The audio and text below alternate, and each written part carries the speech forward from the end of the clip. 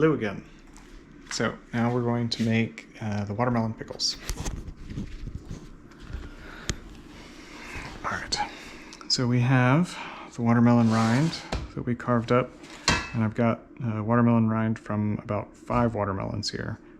This particular type of watermelon had a much thinner pith than these, so I'm actually going to do it separately because I think these are quite thick and they're going to cook at a different rate. I've also added about 1 tablespoon of salt per watermelon. I think you can adjust that as you like to taste, but that's where I would start. These watermelons were relatively small, and so I usually use a tablespoon. This one was kind of medium sized, like you saw in the previous video. I'm sticking with the 1 tablespoon. Okay, next I'm going to add apple cider vinegar, and I'm going to do by mass a 1-to-1 ratio of vinegar and sugar. Now I think this might be, oh no, it seems okay. I was a little worried about exceeding the maximum weight of my scale. So I'm really just going to add enough vinegar to basically get up to the level of the watermelon rind here. Maybe not quite covering. It will soften and sort of fall below as it cooks in a later stage. The big thing is we just want to know how much we have here. So there we go. We got about 1 liter. So that means we need a kilo of sugar, which seems like a lot, but really these are a relatively sweet pickle. This is my grandmother's recipe, more or less.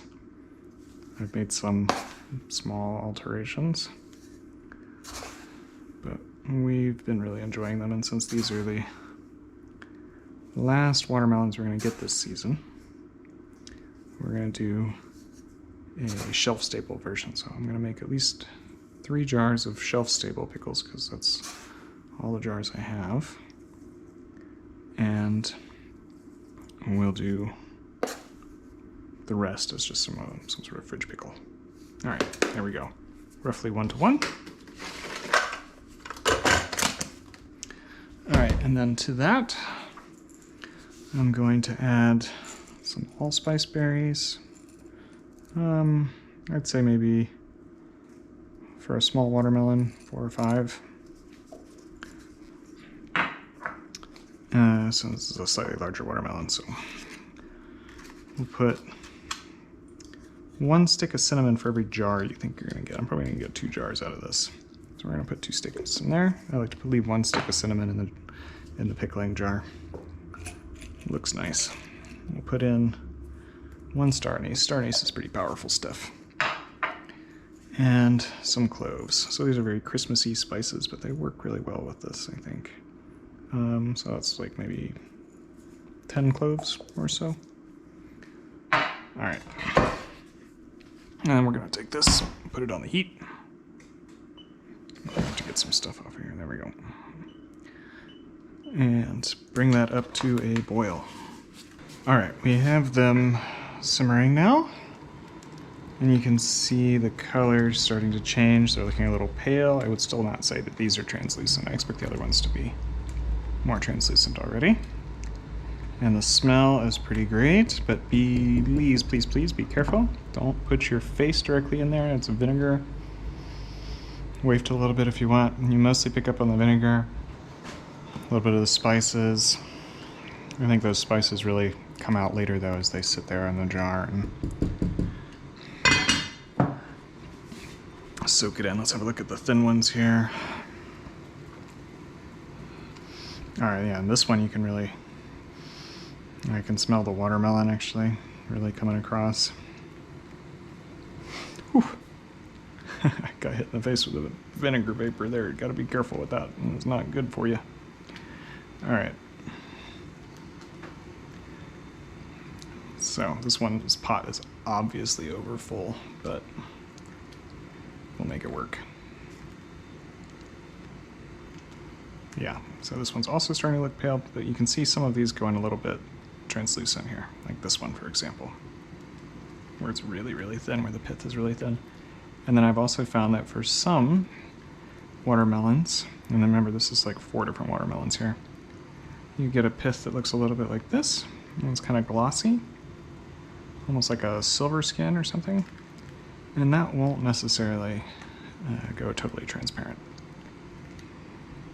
All right, we're gonna let that simmer again. So far they've been simmering for maybe 5 minutes. I'm guessing it'll take another 10. All right, it's been about 10 minutes. You can really smell the spices now. It's the cinnamon and the clove, I think, mostly come through here.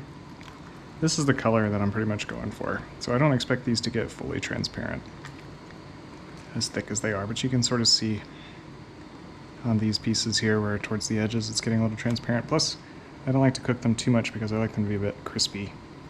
So like this one's going transparent around the edges like that. I think that's pretty good. I won't leave it much longer.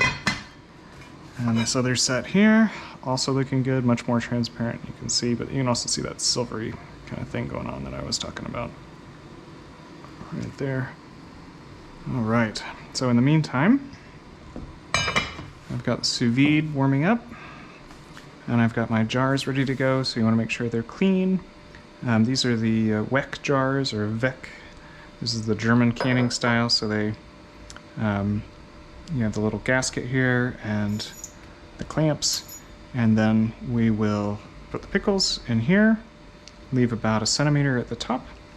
We'll put the lids on, clamp them down, and we'll drop them in the sous vide at 60 degrees for at least 3 hours.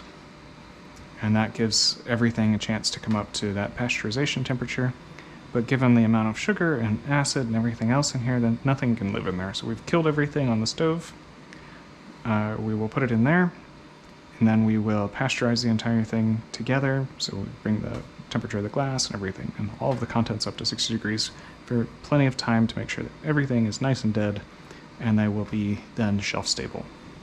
In the event that they do go off, then you'll actually, we always want to make sure when you're done canning that you remove the clamps here so that you can actually notice when any sort of gas that might be produced by some sort of bacteria growing in the pickles would start to escape, and then the vacuum would break, and you can actually see it. And I'll show you these tabs point in one direction or the other after they've been sealed. So like if we put this on here right now, like this, you can see they're sort of up, and then as the vacuum, you can see it kind of go down as you put pressure on here. They point down when they're vacuum sealed.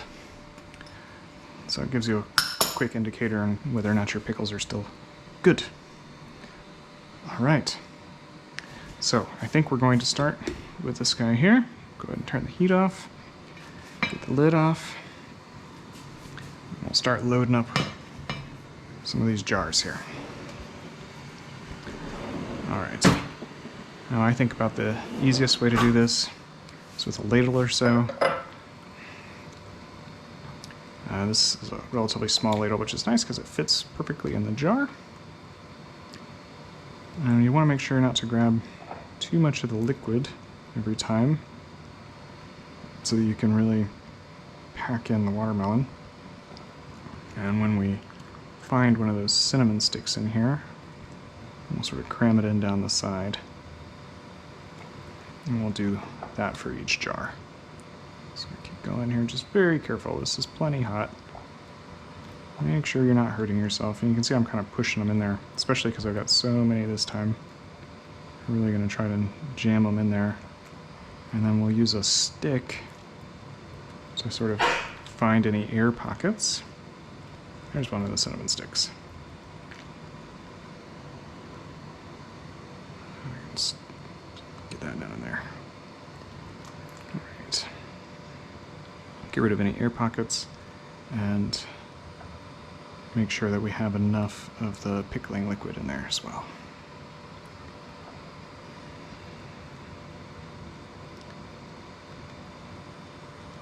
All right, let's get So I usually use just a chopstick for this part.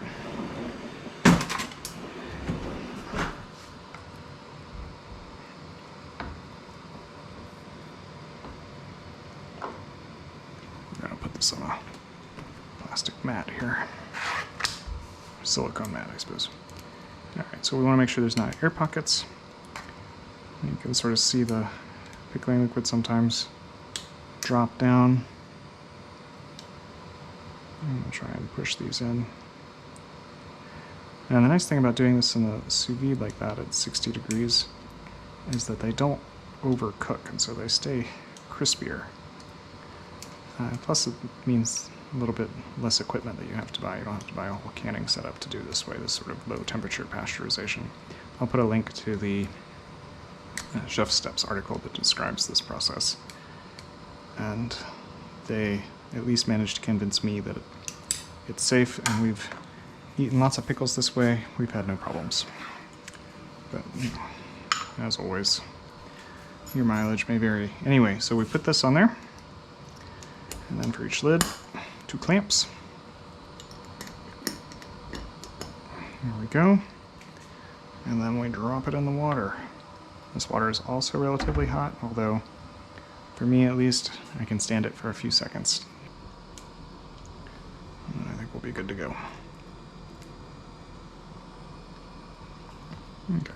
Now if you don't have a sous vide, or you are just not interested in doing that extra step, you can absolutely just let these cool to about room temperature on the counter, and then pop them in the refrigerator, and they will keep for quite a while.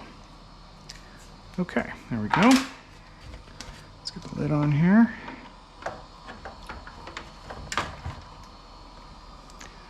And we're all set.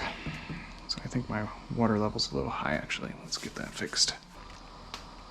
Okay, so 3 hours. This should be pasteurized and ready to go in the pantry.